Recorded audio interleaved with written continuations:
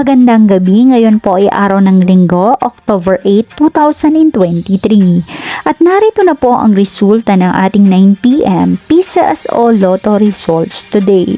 At para po sa draw natin ngayon ay ang Ultra Lotto 658, ang Super Lotto 649, ang 3D Lotto at ang 2D Lotto.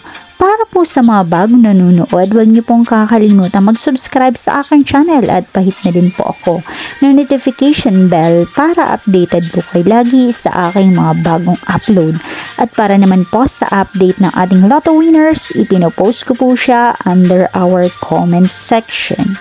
Maraming salamat po.